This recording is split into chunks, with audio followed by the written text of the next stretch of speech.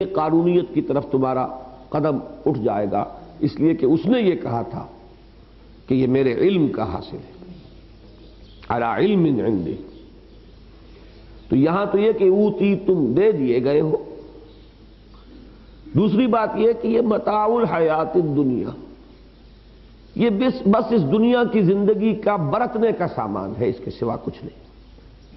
اللہ نے تمہیں یہاں ٹھہرائے رکھنا ہے 30 سال 40 سال 50 سال 10 سال 20 سال امتحان کے لیے۔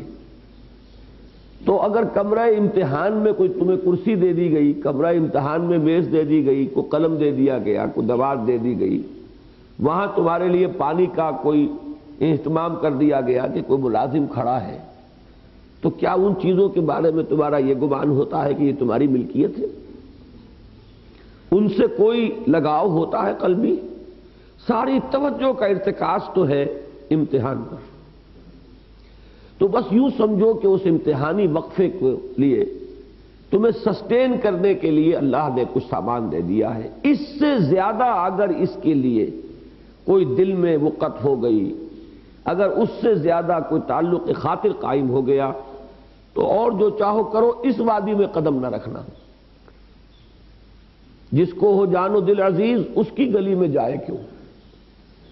نقطہ نظر کا اگر یہ فرق واقع نہیں ہوا ہے تو نہیں چل پاؤ گے۔ سوچ سمجھ کر اس وادی میں قدم رکھو۔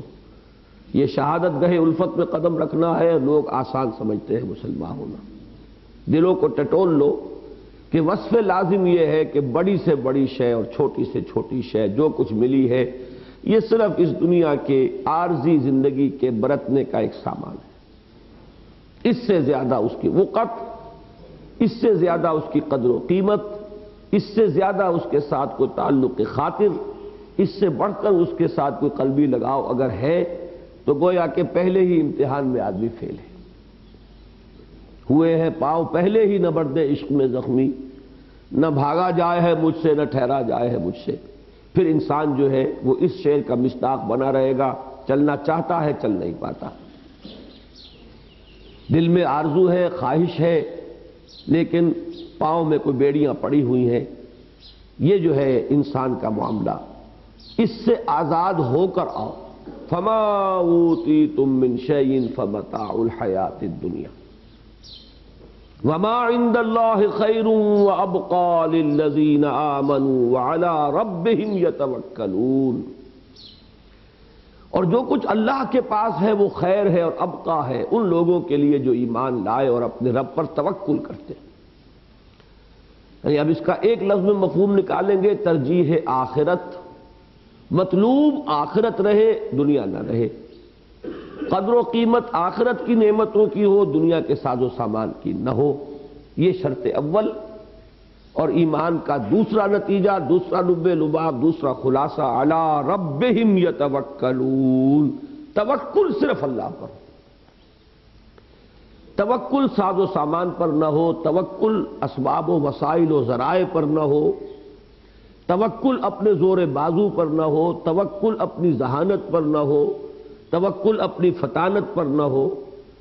یعنی یہ کہ ایک تو وہ ہے معاملہ کہ دنیا کی عظمت سے دل کو خالی کر کے آؤ۔ نمبر یہ کہ جو کچھ اس راہ میں تمہیں کرنا ہے اس کے لیے بھی بھروسہ اگر اپنے زور بازو پر، اپنی ذہانت پر، اپنے فطانت پر ہے تو پھر بھی ناکام ہو جاؤ گے۔ توکل کلیتاً اللہ کی تائید پر، اللہ کی نصرت پر، اللہ کی توفیق پر، اللہ کی مدد پر، توکل کل کا کل اس پر ہوگا وہ جو وہ چاہے گا۔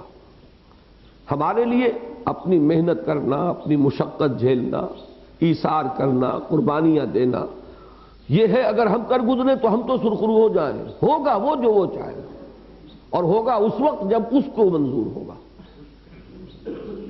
ہماری خواہش، ہم تو چاہیں گے کہ فوراً منزل کی طرف 2 گام چلوں اور سامنے منزل آ جائے۔ ہر شخص چاہے گا یہ۔ کون چاہے گا کہ میں چلتا چلا جاؤں چلتا چلا جاؤں اور منزل پھر بھی نگاہ کے سامنے نہ آئے؟ لیکن تیار رہو اس کے لیے کہ اگر اللہ کو ابھی مطلوب نہیں ہے تو ہمیں بھی وہی چیز پسند ہے جو اسے پسند ہے۔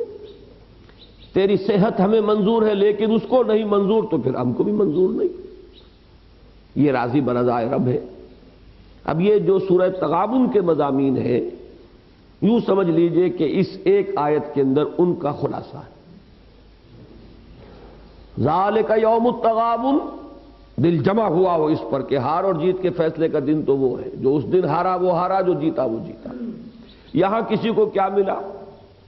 فرض کیجئے کہ کل جو ہے صبح پھانسی ہونی ہے اور آج آپ کسی کو مخملی گدے پر سلا دیں تو اس کے لیے وہ مخملی گدا چمانی دارت، اسے پتا ہے کہ صبح پھانسی ہونی ہے. اس اعتبار سے یہ چیزیں، یہاں کا ساز و سامان، یہاں کی یہ مال و متاع جو ہے، اس کی کوئی وقت نہ رہے. یہ نہیں کہ استعمال نہ کرو، یہ بالکل دوسری بات ہے. استعمال کرو، اللہ کی دی ہوئی چیزیں برتو، انہیں دل کھول کر برتو، کوئی پرواہ نہیں. اگر اللہ دولت دیتا ہے دولت کو استعمال کرو، دولت کو اپنے دل میں مت داخل ہونے دو. اس دولت کو بھی ذریعہ بناؤ اللہ تعالیٰ کے تقرب کا، اللہ تعالیٰ کے قرب حاصل کرنے کا. انفاق فی سبیل اللہ، ادائے حقوق میں صرف کرو. تو وہ رہبانیت نہیں ہے. قل من حرم زینت اللہ التی اخرج لعبادہ والطیبات من الرزق، کس نے حرام کیا ہے؟ تو حرام نہیں. اسی لیے حضور نے فرمایا لیست الزہادۃ فی الدنیا، لیست الزہادۃ فی الدنیا بتحریم الحلال واضاعۃ المال. زہد دنیا میں اس کا نام نہیں ہے کہ حلال چیزوں کو حرام کر لو اپنے اوپر اور مال کو ضائع کر دو. یہ زہد نہیں ہے. زہد اصل میں یہ ہے کہ جو کچھ اللہ کے ہاتھ میں ہے اس پر تمہارا توکل اور اعتماد زیادہ ہو جائے اس چیز سے جو تمہارے ہاتھ میں ہے. اپنی ذہانت، اپنی فطانت، اپنے وسائل، اپنے ذرائع، ان پر نہ اعتماد رہے. اعتماد اور توکل اللہ کے. یہ ہے لب لباب. اور سورہ تغابن کی وہ آیت بھی ذہن میں رکھیے، اللہ لا الہ الا ھو وعلی اللہ فلیتوکل المؤمنون. اہل ایمان کا توکل مرتکز ہو جانا چاہیے ذات باری تعالی. تو پہلی تو اس ایک آیت میں دو اوصاف آ گئے. اور جیسے کہ وما عند اللہ خیر وابقى للذین آمنوا، اصل میں یہ ایمان کے دو نتائج ہیں، دو ثمرات ہیں. ایمان کے دو جو انسان کی شخصیت میں، اس کی سوچ میں، اس کے نقطۂ نظر میں، ایمان کے نتیجے میں جو تبدیلی اور انقلاب پیدا ہونا چاہیے ان کا حوالہ دے دیا گیا ہے کہ یہ ہے فرسٹ پری ریکویزٹ. انسان کو اس وادی میں قدم رکھنے سے پہلے دیکھ لینا چاہیے کہ ان دونوں چیزوں کی پونجی موجود ہے یا نہیں.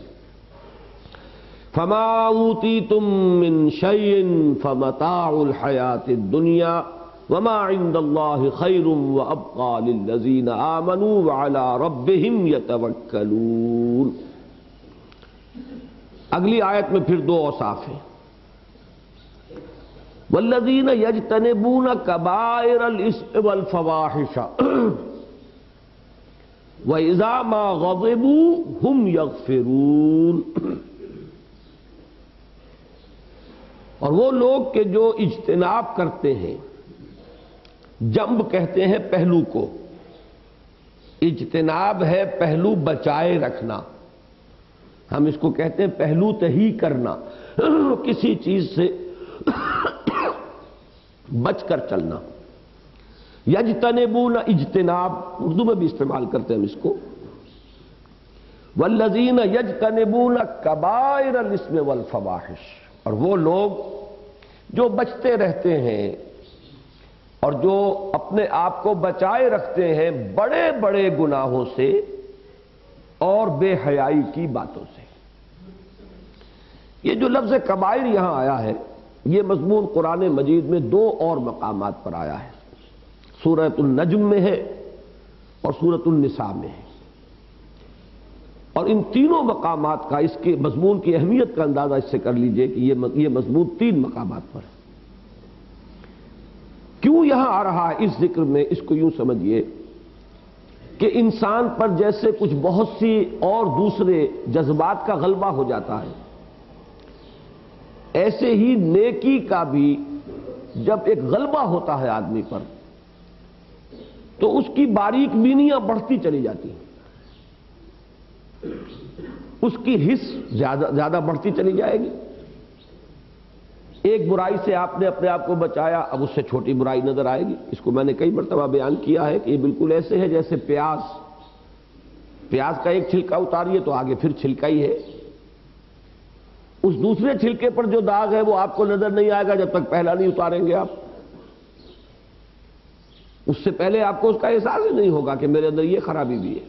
جب پہلا چھلکا اترے گا، پہلی خرابی سے آپ اپنے آپ کو بچا لیں گے، اپنا دامن پاک کریں گے تو دوسرا نظر آئے گا، دوسرا چھلکا اتاریں گے پھر آگے تیسرا چھلکا ہے، پھر اس کا کوئی داغ ہے وہ نظر آئے گا، جب تک دوسرا نہیں ہٹے گا وہ نظر نہیں آئے گا۔ تو یہ ایک فطری تدریج ہے، لیکن اس میں بھی ایک غلو ہو جاتا ہے انسان کا۔ اصلاح ذات میں غلو اگر ہو جائے گا تو وہ اقامت دین کی راہ کی رکاوٹ بن جائے گا۔ آپ غور کر رہے ہیں اس کو کہ انفرادی اصلاح اور اصلاح اور اصلاح اور اصلاح اور رگڑو اور مانجو، توجہ ساری اسی میں منعطف رہے گی۔ معاشرے کی اصلاح، اللہ کے دین کا غلبہ، ادھر دھیان ہی نہیں آئے گا۔ جو ہمارے ہاں رہبانیت کا نظام آیا، جو ہمارے ہاں خانقاہیت کا ایک انسٹیٹیوشن بن گیا کہ اب اسی میں لگے 40 برس تک یہ کرتے رہے۔ خدا کے بندو 40 برس، اس میں پھر کون سا وقت آدمی کے پاس رہ گیا کہ وہ اس ماحول کی اصلاح کے لیے بھی نکلے، اس کے لیے بھی اپنی توانائیاں کھپائے، اس کے لیے اس ماحول کے اندر بھی کوئی تبدیلی لانے کے لیے کوئی باطل کو للکارے، کوئی نیکی کو منظم کرے، منظم بت کر کے اسے قوت کی شکل دے، ٹکرائے اسے باطل کے ساتھ، کہاں وقت رہ جائے گا؟ اس میں یہ ہے کہ یہ ساتھ کے ساتھ عمل چلنے چاہیے، عدم توازن نہیں ہونا چاہیے۔ یعنی انفرادیت کا غلبہ جو ہے وہ اجتماعیت کی راہ کی رکاوٹ ہے۔ یہ بھی نہ ہو کہ اپنے آپ کو بھولا رہے آدمی، یہ دوسری انتہا ہے۔ اتامرون الناس بالبر وتنسون انفسکم وانتم تتلون الکتاب، کیا تم لوگوں کو نیکی کا حکم دیتے ہو اور خود اپنے آپ کو بھول جاتے ہو، درا حالے کہ تم کتاب پڑھتے ہو؟ افلا تعقلون، تو کیا تم عقل سے کام نہیں لیتے؟ یہ ایک انتہا ہے، اس کو بھی ذہن میں رکھیے، لیکن یہ دوسری انتہا جو ہے غلو کرنا اس میں۔ اب آپ غور کیجئے، اسی شہر لاہور میں ایک صاحب موجود ہیں، انتہائی نیک آدمی، وہ گوشت اس لیے نہیں کھاتے کہ کچھ پتہ نہیں صحیح ذبح ہوا کہ نہیں ہوا، پھل اس لیے نہیں کھاتے کہ باغات کا جو ٹھیکہ ہوتا ہے آج کل وہ صحیح طریقے پر نہیں ہوتا، نہ معلوم کیا کیا چیزیں انہوں نے خارج کی ہوئی ہیں اپنی خوراک میں سے۔ تو انفرادی زہد کا تو یہ عالم ہے، لیکن یہ کہ اس ماحول میں رہ رہے ہیں جس میں باطل کا غلبہ ہے، اس کے لیے کسی اجتماعی جد و جہد کی ان کے اندر کوئی حرکت تحریک پیدا نہیں ہوتی۔ یہ ہے وہ عدم توازن کہ ایک طرف تو یہ معلوم ہوا کہ اتنے زاہد ہیں اور اتنے عابد ہیں اور اتنے متقی ہیں کہ ان کا گھوڑا بھی مشکوک کھانا نہیں کھاتا، مشکوک گھاس نہیں کھاتا۔ ٹھیک ہے، اللہ تعالیٰ کو مقام اگر کسی کو دے دے ہمیں تو پسند ہے، لیکن یہ کہ باطل کا غلبہ ہو، غیر اسلامی حکومت ہو، اس کی وہ تھانے داری فرما رہے ہو، یہ ہے عدم توازن کہ ذاتی نیکی، ذاتی زہد، ذاتی تقوی، اس کا تو غلو اس حد کو پہنچا ہوا ہے، لیکن باطل سے نبرد آزمائی، حق کے غلبے کے لیے جد و جہد، وہ سرے سے خارج از بحث۔ اس عدم توازن کو روکنا مقصود ہے، جس کے لیے کہ وہ حدیث ہمارے اس منتخب نصاب میں، بلکہ پہلے سبق کے ساتھ ہی سورۃ العصر کے کتابچے میں میں نے وہ حدیث جو ہے نقل کی ہوئی ہے کہ اوحى اللہ عز وجل الی جبرائیل علیہ الصلاۃ والسلام ان اقلب مدینۃ کذا وکذا باہلھا قال فقال ان فیھا عبدک فلانا لم یعصک طرفۃ عین قال اقلبها علیہ وعلیہم فإن وجہہ لم یتمعر فی ساعۃ قط۔ حضور فرماتے ہیں کہ اللہ تعالیٰ نے حضرت جبرائیل کو حکم دیا کہ فلاں فلاں بستیوں کو الٹ دو۔ حضرت جبرائیل نے عرض کیا کہ اللہ فلاں بستی کو الٹ دوں، اس میں تو تیرا وہ بندہ بھی ہے کہ جس نے پلک جھپکنے جتنی دیر بھی معصیت میں بسر نہیں کی۔ یہ انفرادی نیکی کی یہ انتہا۔ حکم کیا ہوا؟ الٹو اس کو، پہلے اس پر پھر دوسروں پر۔ کیوں؟ اس لیے کہ اس کے چہرے کا رنگ کبھی میری غیرت اور حمیت میں متغیر نہیں ہوا۔ بے غیرت انسان لگا رہا اپنی ذاتی نیکی میں، اپنے آپ کو مانج رہا ہے، وہ مانج کے جو ہے وہ اس انتہا کو پہنچ گیا کہ لم یعصک طرفۃ عین۔ اور یہ کہ باہر کیا ہو رہا ہے، کفر کس طرح دندنا رہا ہے، شیطنت کس طرح ننگا ناچ رہی ہے، بے حیائی کا سیلاب کس طور سے آ رہا ہے، اللہ کی شریعت کا استہزاء کس طرح ہو رہا ہے، اس سے اس کی کوئی غرض ہی نہیں۔ تو یہ جو عدم توازن ہے اس کو ان الفاظ کے نوز کبائر الاسم والفواحش، بڑی بڑی چیزیں، بڑے بڑے گناہ، ان سے اپنے آپ کو بچا لیجئے، دامن پاک کر لیجئے، اور بے حیائی کے کاموں سے اپنے آپ کو بچا لیجئے۔ اس کے بعد یہ ہے کہ اسی جد و جہد میں پڑھیے، مزید اصلاح ہوگی، لیکن اپنی اصلاح کے عمل کو کامل کر کے ہم قدم رکھیں گے تو وہ کبھی وقت نہیں آئے گا، کامل تو کبھی ہوگا ہی نہیں آدمی۔ کون کہہ سکتا میں کامل ہو گیا؟ جو کہے وہ احمق ہے۔ کامل تو آخری وقت تک نہیں ہوگا، it's a lifelong process, یہ تو مسلسل اصلاح کا عمل ہوگا۔ یہ ہے اس مقام پر اس مضمون کے آنے کا منطقی ربط۔ والذین یجتنبون کبائر الاسم والفواحش واذا ما غضبوا هم یغفرون۔ چوتھا وصف اور اس آیت کا دوسرا وصف کیا ہوا؟ غصے میں کوئی اقدام نہ ہو۔ انسان غصے میں آ کر کوئی قدم نہ اٹھائے، جھنجھلاہٹ میں آ کر کوئی زبان سے کلمہ نہ نکالے۔ جب ان کو غصہ آ جاتا ہے تو وہ معاف کر دیتے۔ اب اس میں نوٹ کیجئے کہ غصے کی نفی نہیں ہے، یہ پھر وہ غیرت و حمیت کے فقدان کی علامت ہے کہ غصہ آئے نہ۔ وہ تو وہی شخص ہوگا جس میں یا غیرت نہیں یا حمیت نہیں، یا پھر پرلے درجے کا کوئی منافق ہوگا۔ یہ بہت ٹھنڈے لوگ جو ہوتے ہیں وہ بڑے خطرناک لوگ ہوتے ہیں۔ غصہ یہ انسان کے اندر اللہ نے رکھا ہے، غیرت اور حمیت کا مادہ رکھا ہے۔ غصہ آنا چاہیے، ٹھیک جگہ پر آنا چاہیے، غلط جگہ پہ نہیں آنا چاہیے، سیدھی بات۔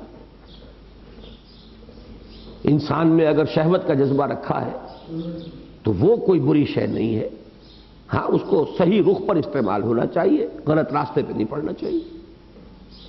تو غصہ جو ہے اس کی نفی نہیں، اذا ما غضبوا، جب انہیں غصہ آتا، لیکن یہ کہ غصے میں کوئی اقدام کیا جائے گا تو غلط ہو جائے گا۔ انسان اقدام کرے غصے کے رفع ہونے کے بعد، اور غصے کی حالت میں تو معاف کرے۔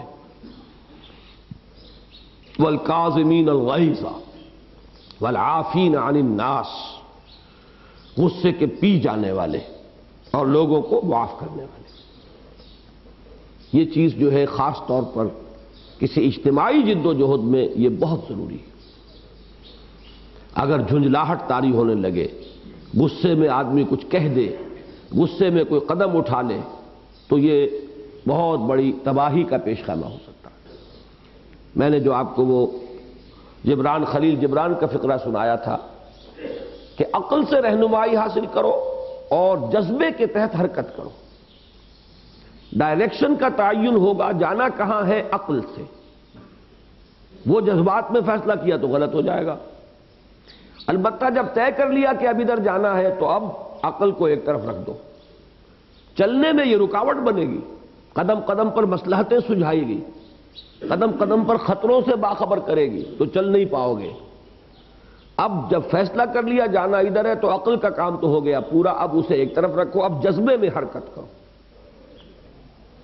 بے خطر کود پڑا آتش نمرود میں، عشق عقل ہے محو تماشائے لبے بام ابھی۔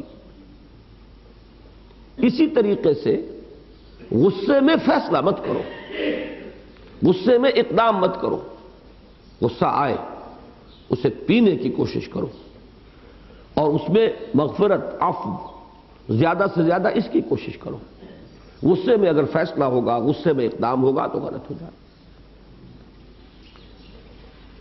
والذین استجابوا لربہم، اب ایسے محسوس ہوتا ہے، یہ پہلے میں نے بیان نہیں کیا ہے، آج اشارہ کر رہا ہوں کہ یہ جو استجابت کا لفظ اب آیا، اور وہ لوگ کہ جنہوں نے لبیک کہی اپنے رب کی پکار پر، وہ رات ہم پکار وہ دیکھ چکے، وہ کون سی؟ استجیبوا لربکم، مراد کیا؟ ان اقیموا الدین ولا تتفرقوا فیہ، دین کو قائم کرو اور دین کے باب میں اور اقامت دین کی جد و جہد میں متفرق نہ ہو جاؤ۔ لیکن یہاں جو لایا گیا 2 آیتوں میں 4 اوصاف، اس سے پہلے اس کے لیے صحیح ربط قائم ہوا کہ یہ پری ریکویزٹس ہیں، یہ 4 کام جو ہے آدمی کر لے تو اس وادی میں قدم رکھے۔ اگر دنیا اور ما فیہا کی وقت ابھی دل میں ہے اور آپ اس راستے پر پڑ گئے تو بھی خود آپ کی اپنی شخصیت اور یہ کام، اس دونوں کو نقصان پہنچے گا، اس لیے کہ یہی شے در حقیقت منافقت کے لیے تمہید بنتی۔ توکل نہیں ہے تو بھی وہ کام کسی غلط رخ پر پڑ جائے گا۔ اسی طریقے پر اگر ابھی بڑی بڑی خرابیوں سے بھی اپنے آپ کو نجات نہیں دلائی ہے تو بھی یہ آپ غلط سٹارٹ لے رہے ہیں۔ اگر ضبط نفس ابھی اتنا نہیں ہوا کہ غصے کو قابو میں رکھ سکو، اس لیے کہ آپ کو معلوم ہے کہ وہ حدیث جس میں حضور نے 4 اوصاف بیان کیے کہ جس میں یہ چاروں ہیں، وہ پکا اور کٹر منافق ہے، اور جس میں ان میں سے ایک ہے وہ اسی نسبت سے نفاق ہے۔ اس میں جو چوتھا وصف ہے وَإِذَا خَاصَمَ فَجَرَ، جب کسی سے جھگڑتا ہے تو آپے سے باہر ہو جاتا ہے، پھٹ پڑتا ہے، اسے اپنے اوپر کنٹرول ہی نہیں رہتا، جو منہ میں آئے بک دے، جو اینٹ روڑا ہاتھ میں آئے دے مارو۔ یہ در حقیقت اس نفاق کی علامت ہے۔ تو اس میں بھی ضبط نفس، یہ 4 کام آدمی اپنے آپ کو ٹٹول لے، یہ پری ریکویزٹس کے درجے میں ہے، اس لیے یہاں پر اب لائے ہیں والذین استجابوا لربہم، وہ لوگ کہ جو اپنے رب کی پکار پر لبیک کہیں، جو قبول کریں اپنے رب کی دعوت کو۔ جیسے رات بحث ہوئی تھی استقامت اور اقامت، تو اقامت کا ایک شاذ مفہوم وہ ہے کہ جو استقامت کا اصل مفہوم ہے، کہیں کہیں استقامت کی جگہ اقامت استعمال ہو جاتا ہے، لیکن اقامت کا اپنی جگہ پر جو اصل مفہوم ہے وہ ہے قائم کرنا کسی شے کو۔ اسی کے ہم وزن ہے یہ 2 الفاظ، اجابت اور استجابت، یہ بھی رات میں نے بیان کیا تھا لیکن زیادہ تفصیل کے ساتھ نہیں۔ اجابت بھی کسی کی دعا کو، کسی کی پکار کو، کسی کی ندا پر لبیک کہنا، قبول کرنا، اجابت، لیکن اس کے لیے جو اصل لفظ ہے وہ استجابت ہے۔ آج ہی میں آتے ہوئے وہ معجم المفہرس میں دیکھ کر آیا گنتی کر کے کہ اجابت کا لفظ یا اجابت کے مادے سے مصدر سے اس ضمن میں جو الفاظ استعمال ہوئے قرآن مجید میں وہ 8 ہیں، اور استجابت سے جو آئے ہیں وہ 28 ہیں، اور اس سورہ مبارکہ میں تو یہ 3 مرتبہ استجابت کا لفظ آیا ہے، استجیبو اور یہاں استجابو آ گیا، اور اس سے پہلے بھی ایک مقام پر آ چکا ہے والذین یحاجون فی اللہ من بعد ما استجیب لہ حجتہم داحضۃ عند ربہم۔ البتہ رات کے درس میں ایک غلطی مجھ سے ہوئی، وہ آیت کے جس میں کتاب اور میزان آئے ہیں جڑ کر سورہ حدید کے مانند، وہ آیت نمبر 17 ہے، آیت نمبر 16 نہیں۔ آیت نمبر 16 میں یہ ہے والذین یحاجون فی اللہ من بعد ما استجیب لہ حجتہم داحضۃ عند ربہم وعلیہم غضب ولہم عذاب علیم، یہ عذاب شدید۔ بہرحال اب یہاں پر لفظ آیا ہے والذین استجابوا لربہم، اور وہ لوگ کہ جو لبیک کہیں اپنے رب کی پکار پر، وَأَقَامُوا الصَّلَاةَ، ان کی اس اجتماعی حیت جو وہ قائم کرے اپنے اس جد و جہد کے لیے، اس کا اہم ترین وصف ہوگا اقامت صلاۃ، جس کو منات کہتے ہیں۔ وہ جو چکی کی کلی ہوتی ہے جس پر کہ وہ گھومتی ہے، وہ کیا ہے؟ وہ اقامت صلاۃ۔ اس سے پہلے کے سبق میں وہ آ چکا، تراہم رکعا سجدا یبتغون فضلا من اللہ ورضوانا۔ اپنے انفرادی معاملے کے اعتبار سے جو نماز نفل ہے، تہجد ہے، قیام اللیل ہے، اس کی اہمیت زیادہ ہے، تقرب بالنوافل۔ اجتماعیت کے اعتبار سے فرض نماز ہے اصل شے، تقرب بالفرائض۔ اس لیے یہاں پر جو لفظ لایا گیا وَأَقَامُوا الصَّلَاةَ، نماز کو وہ قائم رکھتے ہیں۔ معلوم ہوتا ہے کہ ان کا پورا پروگرام، ان کے معمولات، ان کے 24 گھنٹے کے مشاغل وہ جکڑے ہوئے ہیں صلاۃ کے اس نظام کے ساتھ۔ نماز قائم ہے، پوری زندگی کو اس نے بیک بون کے طریقے پر اس کو سہارا دیا ہوا ہے۔ وَأَمْرُهُمْ شُورَىٰ بَيْنَهُمْ، اب یہ چونکہ اجتماعی معاملات اب آ گئے اور ان کا معاملہ باہم مشورے کے ساتھ چلتا ہے۔ امرہم شورا بینہم، اب اس میں ذہن میں رکھیے گا کہ شورا اور جمہوریت، شورائیت اور جمہوریت، ایک تو ان میں بنیادی فرق ہے۔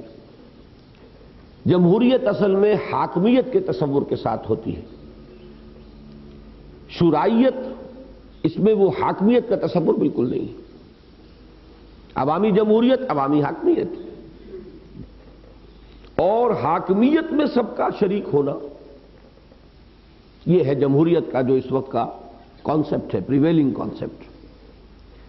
شورائیت جو ہے وہ مشورہ ہے، باہم مشاورت ہے۔ اور اب اس شورائیت کے بھی دو مختلف شیڈز ہیں جو دو مختلف حالات میں آئیں گے۔ ایک حکومت کی سطح پر شورائیت ہے، ایک کسی جماعت یا تحریک کی سطح پر شورائیت ہے۔ ان میں زمین و آسمان کا فرق ہے۔ حکومت جو ہے اس کی ایک ٹیریٹوریل جیورسڈکشن ہوتی ہے، ایک علاقہ ہے جس پر حکومت قائم ہے، اس میں جو بھی ہے وہ اس حکومت میں شامل ہے اور شریک ہے، اور وہ ان کی حیثیت مساوی ہے۔ جماعت میں کوئی ٹیریٹوریل جیورسڈکشن نہیں ہے، جو داخل ہوتا ہے اپنی مرضی سے، جو نکلتا ہے اپنی مرضی سے۔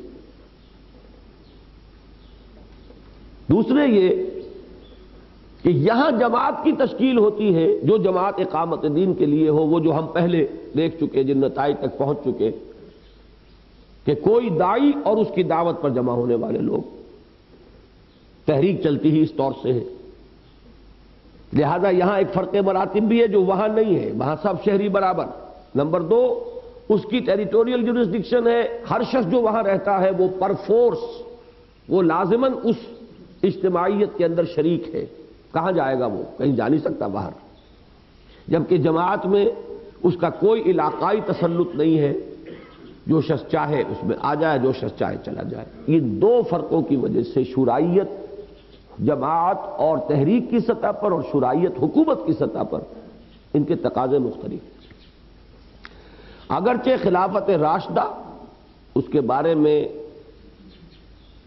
جو بھی میرا مطالعہ ہے وہ یہی ہے، اور میں پورے شرائع صدر سے کہہ رہا ہوں کہ وہاں خلفائے راشدین کے ہاتھ میں ویٹو تھا،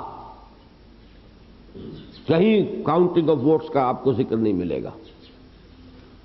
لیکن یہ کہ وہ لازم میں نہیں سمجھتا۔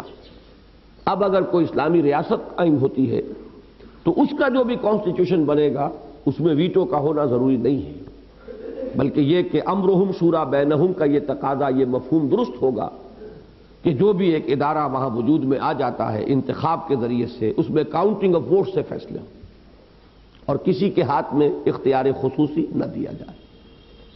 لیکن جماعت نہیں چل سکتی اس نہج سے۔ وہاں حکومت کے پاس ڈنڈا بھی ہوتا ہے، یا جماعت کے اندر ڈنڈا کوئی نہیں ہوتا.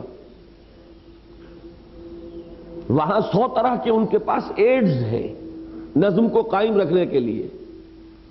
یہاں کوئی اور نہیں ہے سوائے اس کے کہ ایک اتفاق رائے ہے، لوگوں کی آزادانہ مرضی ہے، ساتھ دینا چاہے دیں، نہ دینا چاہے نہ دیں، کوئی جبر نہیں. لہذا یہاں کے معاملے کو اس پر قیاس کرنا قیاس مع الفارق ہے. یہ ایکسرسائز وہ لوگ کرتے ہیں جنہوں نے اس وادی میں قدم رکھنا ہی نہیں، آگے بڑھنا ہی نہیں، کام کرنا ہی نہیں. وہ تھیوری اور نظریے کے اعتبار سے جو چاہیں بحث کر لیں. جماعتی سطح پر شرعیت کیا ہے کہ ایک روح جو ہے مشورے کی وہ جاری و ساری رہے. یہ احساس نہ ہو کہ کوئی اتھارٹیرینزم ہے یہاں پر، کوئی تحکمانہ انداز ہے یہاں پر، بلکہ یہ کہ مشورہ کیا جائے، لیکن پھر مشورے کے بعد فیصلہ وہ کاؤنٹنگ آف ووٹس پر نہ ہو، بلکہ جو صاحب امر ہے، جس پر اعتماد کر کے اس کی رفاقت آپ نے قبول کی ہے، اب فیصلہ آپ اس کے اوپر چھوڑیے. یہی بات ہے جو سورہ آل عمران کی آیت سے میں اخذ کرتا ہوں، وہ آگے آئے گی کہ فَبِمَا رَحْمَةٍ مِّنَ اللَّهِ لِنتَ لَهُمْ وَلَوْ كُنْتَ فَظًّا غَلِيظَ الْقَلْبِ لَانفَضُّوا مِنْ حَوْلِكَ فَاعْفُ عَنْهُمْ وَاسْتَغْفِرْ لَهُمْ وَشَاوِرْهُمْ فِي الْأَمْرِ فَإِذَا عَزَمْتَ فَتَوَكَّلْ عَلَى اللَّهِ.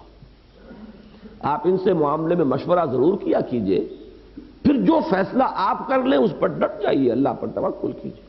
وہاں عزم تم نہیں ہے. فیصلہ جو ہے وہ یہ نہیں ہے کہ کاؤنٹنگ آف ووٹ سے ہوگا، تعداد کی بنیاد پر ہوگا، اقلیت اکثریت پر. مشورہ کر کے جو فیصلہ آپ کریں، یہ ہے اصل میں جماعتی نظم. تحریک کا نظم جو ہے یہی ہو سکتا ہے اور کوئی نہیں ہو سکتا. وَمِمَّا رَزَقْنَاهُمْ يُنْفِقُونَ، اور جو کچھ ہم نے انہیں دیا ہے اس میں سے وہ خرچ کرتے ہیں، کھپاتے ہیں، لگاتے ہیں، صرف کرتے ہیں. اس میں وہ سب کچھ لے آئیے. ما اوتیتم، اور جو سورہ حدید میں ہے وانفقوا مما جعلکم مستخلفین فیہ، جس چیز میں بھی تمہیں خلافت عطا فرمائی، تمہاری ذہانت بھی اللہ کا ایک عطیہ ہے جو اس نے تمہیں دیا. تمہاری قوت کار، تمہاری انرجیز، تمہاری توانائیاں، یہ بھی اللہ کی عطا کردہ. کو مال و اسباب تمہیں دیا ہے تو اس کا دیا ہوا ہے، اس کا عطیہ ہے. اولاد ہے تو اس کی دی ہوئی ہے، اس کا عطیہ ہے. ان سب کو لگاؤ اور کھپاؤ اللہ کی راہ. اس کے بغیر تو ظاہر بات ہے کہ قدم آگے کیسے بڑھے گا. یہ ساری چیزیں تو رہے محفوظ، بچا کے رکھے انسان، اور خواہش کرتا رہے کہ کوئی دین کا کام بھی ہو جائے تو کیسے ہو جائے. تو بچا کے نہ رکھ اسے، تیرا آئینہ ہے وہ آئینہ کہ شکستہ ہو تو عزیز تر ہے نگاہ آئینہ ساز. اب اس کے بعد جو ہے یہ 4 آیتیں تو ہے بہت اہم، بہت بنیادی، اور ایک ایک میں کئی چیزیں آئی ہیں.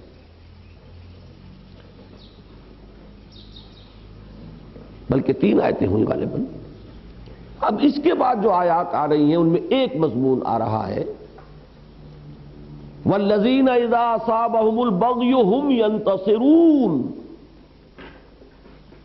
یہ 4تھی آیت ہے، اور پھر اس کے اوپر ایک بحث ہے جو آگے شروع ہو گئی. اور وہ لوگ کہ جن پر اگر کوئی زیادتی ہو تو وہ بدلہ لیتے ہیں. یہ بظاہر بڑا ہی ایک مختلف انداز ہے اس سے جو عام طور پر لوگ سمجھتے ہیں کہ دین کی دعوت کے ضمن میں ہونا چاہیے، اور جس کی دعوت دین کے ضمن میں واقعتاً قرآن مجید میں بھی تلقین کی گئی. وہ کیا ہے؟ دعوت کے میدان میں اور دعوت کے سطح پر، دعوت کے مرحلے پر یہی مطلوب ہوگا کہ لوگ گالیاں دیں، تم دعائیں دو. لوگ پتھر ماریں، تم پھول پیش کرو. وہاں بدلہ دعوت کے راستے کی رکاوٹ ہو جائے. لیکن یہی حسن ہے قرآن مجید کا، حسن ربط، حسن ترتیب. پچھلی صورت ہے حامیم السجدہ، اس کا مرکزی مضمون دعوت ہے. وَمَنْ أَحْسَنُ قَوْلًا مِّمَّنْ دَعَا إِلَى اللَّهِ وَعَمِلَ صَالِحًا وَقَالَ إِنَّنِي مِنَ الْمُسْلِمِينَ وَلَا تَسْتَوِي الْحَسَنَةُ وَلَا السَّيِّئَةُ ادْفَعْ بِالَّتِي هِيَ أَحْسَنُ فَإِذَا الَّذِي بَيْنَكَ وَبَيْنَهُ عَدَاوَةٌ كَأَنَّهُ وَلِيٌّ حَمِيمٌ وما يلقاها الا الذين صبروا وما يلقاها الا ذو حظ عظیم۔ صبر اور جھیلنا، بدلہ نہ لینا، ان کے برے رویے کے جواب میں حسن سلوک سے کام لینا، ان کی گالیوں کے جواب میں ان کو دعائیں دینا، ان کے تشدد اور ایذا رسانی کے جواب میں ان کی خدمتیں کرنا، یہ دعوت کی تاثیر کے لیے لازم ہے۔ لیکن کیا یہی دائمی وصف ہوگا؟ اول تو یہ جان لیجئے کہ اقامت دین سے جو شے مطلوب ہے وہ تو ہے اقامت عدل و قسط۔ وہی بات جو انفرادی سطح پر میں نے وہ معاشی نظام والی اپنی تقریر میں واضح کی ہے کہ جس طریقے سے ایک تقاضا قانون کا ہے، ایک تقاضا ہے اخلاق اور روحانیت کا۔ آپ کے کسی نے تھپڑ مارا، دو راستے اب ہوں گے آپ کے لیے، ایک جواباً آپ بھی تھپڑ رسید کریں، ایک یہ کہ آپ معاف کر دیں۔ اگر انتقام لینے کی قدرت رکھنے کے باوجود آپ معاف کرتے ہیں تو آپ کی انفرادی جو ہے تربیت، آپ کا ترفع روحانیت کی طرف پیش قدمی، اس کے لیے تو یہ مفید ہے۔ لیکن اس میں ایک نقصان بھی تو ہے۔ نقصان یہ ہے مجموعی سطح پر جو ظاہر ہوگا کہ شریروں کی حوصلہ افزائی ہوگی، جس نے ایک تھپڑ آج آپ کو مارا تھا کل کے کسی اور کو مارے گا، اس لیے کہ جوابی تھپڑ اسے رسید نہیں ہوا ہے۔ شرارت کی حوصلہ افزائی ہوگی۔ اجتماعی سطح پر تقاضا کیا ہے؟ وَلَكُمْ فِي الْقِصَاصِ حَيَاةٌ يَا أُولِي الْأَلْبَابِ، ہوش مندو بدلہ لینے میں زندگی ہے۔ جس نے ایک تھپڑ رسید کیا اس کو تھپڑ رسید کرو، ورنہ اس کی حوصلہ افزائی ہوگی، شرارت بڑھے گی، زندگی کا نظم درہم برہم ہو جائے گا۔ یہی تعزیرات کا فلسفہ اسلام کا، شدید ترین تعزیرات، شدید ترین سزائیں۔ ایسے حضرات کو بھی حضور نے رجم کروایا جن کے بارے میں ساتھ ہی یہ بھی فرمایا کہ انہوں نے وہ توبہ کی ہے کہ اگر مدینے کی پوری آبادی پر تقسیم کر دی جائے تو سب کی مغفرت کے لیے کافی ہو جائے، لیکن رجم کروایا اس لیے کہ اس کے ذریعے سے زنا کا سد باب ہوگا۔ اگر نہیں کرتے، معاف کر دیتے تو زنا کی طرف لوگوں کا رجحان بڑھے گا۔ یہ دو چیزیں علیحدہ علیحدہ ہیں۔ اسی طریقے سے قانونی سطح پر جو کچھ آپ نے حلال ذریعے سے کمایا اس میں سے صرف زکوٰۃ اور عشر لینے کے بعد جو کچھ آپ کا ہے وہ آپ کو دیا جائے گا، آپ کا حق تسلیم کیا جائے گا۔ اخلاقی سطح پر یہ ہے کہ جو کچھ بھی زائدہ ضرورت ہے اللہ کے راستے میں دے دو۔ تو یہی بظاہر جن چیزوں کو لوگ ایکسپلائٹ کرتے ہیں کہ یہ تضادات ہیں، یا ایک کو وہ کسی وجہ سے چھپاتے ہیں دوسرے کو نمایاں کرتے ہیں، یہی در حقیقت گمراہی کی جڑ بن جاتی ہے۔ دونوں چیزوں کو بیک وقت نگاہ میں رکھیے۔ دعوت کے مرحلے پر عفو، درگزر، اقامت کے مرحلے پر بدلہ، انتقام۔ والذین اذا اصابهم البغی هم ينتصرون وجزاء سیئۃ سیئۃ مثلها۔ برائی کا بدلہ برائی ہے ویسی ہی۔ آپ دیکھ رہے ہیں یہ وہ بھکشوؤں کا سا انداز نہیں اب رہا، وہ خانقاہیت والا انداز اب یہاں نہیں رہا، یہ تو انداز بڑا ملیٹنٹ انداز ہے۔ یہ دونوں ہیں اپنی اپنی جگہ پر۔ ہر شے کو اس کے مقام پر رکھیے، اس کا نام عدل ہے، انصاف ہے۔ کسی چیز کو اپنے مقام سے ہٹا کے کہیں اور رکھ دیں، یہ ظلم ہے۔ ظلم کیا ہے؟ وضع الشیء فی غیر محلہ، کسی چیز کو اس کے اصل مقام سے ہٹا دینا، یہ ظلم ہے۔ ہر شے کو اس کے مقام پر رکھیے۔ اچھا، اس میں یہ بھی اشارہ ہو گیا البتہ کہ مثلھا، جتنی زیادتی ہوئی ہے اتنی ہی زیادتی ہو، اس سے زائد نہیں۔ یہ بھی نہیں کہ انتقام کے جوش میں آ کر ایک کے بدلے 100 ہم ماریں گے، یہ جائز نہیں، بلکہ یہ کہ جزاء سیئۃ سیئۃ مثلھا فمن عفا واصلح فاجرہ علی اللہ۔ تو جو کوئی معاف کر دے اور اصلاح کرے، اب یہاں ایک بڑا لطیف جو ہے اشارہ کر دیا گیا کہ معافی جو ہے اگر یہ نظر آ رہا ہو کہ اس سے اصلاح ہو جائے گی۔ ایک معافی وہ ہے کہ جو شریروں کی ہمت افزائی کا ذریعہ بن رہی ہو۔ ایک معاملہ وہ ہے کہ جہاں آپ یہ محسوس کریں کہ واقعی ندامت طاری ہو چکی ہے، اپنے کیے پر اس کو بڑا پچھتاوا ہے، میں معاف کر دوں گا، تو اس میں اصلاح کی کیفیت پیدا ہو۔ تو اب یہ ایک بہت بڑا اجر ہے انسان جو اپنے لیے کما سکتا ہے۔ وَمَنْ عَفَا فَمَنْ عَفَا وَأَصْلَحَ فَأَجْرُهُ عَلَى اللَّهِ إِنَّهُ لَا يُحِبُّ الظَّالِمِينَ۔ اللہ تعالیٰ ظالموں کو پسند نہیں کرتا۔ ہاں ظلم کی جڑ کٹ جاتی ہو، عفو سے اصلاح ہو جاتی ہو تو کوئی حرج نہیں، لیکن ظالموں کی ہمت افزائی ہو، حوصلہ افزائی ہو، نیک جو ہے وہ کونوں کھدروں میں دبکے رہے، خانقاہوں میں بیٹھے رہے اور شریروں کے لیے دنیا چھوڑ دے، یہ اللہ کو پسند نہیں۔ ان شریروں کی سرکوبی کے لیے میدان میں آنا ہوگا۔ وَأَنزَلْنَا الْحَدِيدَ فِيهِ بَأْسٌ شَدِيدٌ وَمَنَافِعُ لِلنَّاسِ وَلِيَعْلَمَ اللَّهُ مَن يَنصُرُهُ وَرُسُلَهُ بِالْغَيْبِ إِنَّ اللَّهَ قَوِيٌّ عَزِيزٌ۔ اللہ ظالموں کو پسند نہیں کرتا۔ وَلَمَنِ انتَصَرَ بَعْدَ ظُلْمِهِ فَأُولَٰئِكَ مَا عَلَيْهِم مِّن سَبِيلٍ۔ اب میں نے عرض کیا تھا نا دونوں چیزیں بیک وقت، اگر کوئی یہ سمجھتا ہے کہ میرے معاف کر دینے سے اصلاح ہو جائے گی، بہتری کی توقع ہے، تو معاف کر دے، اس کا اجر ہے اللہ کے پاس محفوظ، اجرہ علی اللہ۔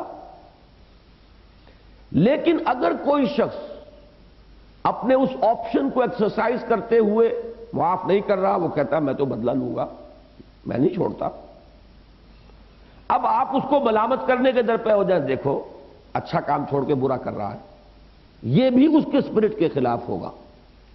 وَلَمَنِ انتَصَرَ بَعْدَ ظُلْمِهِ، جو کوئی بدلہ لے، انتقام لے اس کے بعد کہ اس پر ظلم ہوا ہے، فَأُولَٰئِكَ مَا عَلَيْهِم مِّن سَبِيلٍ، تو ایسے لوگوں کے اوپر کوئی ملامت کا راستہ نہیں، آپ ڈسکریج نہیں کر سکتے، آپ انہیں کنڈم نہیں کر سکتے، یہ ان کا حق ہے، بدلہ لے سکتے ہیں۔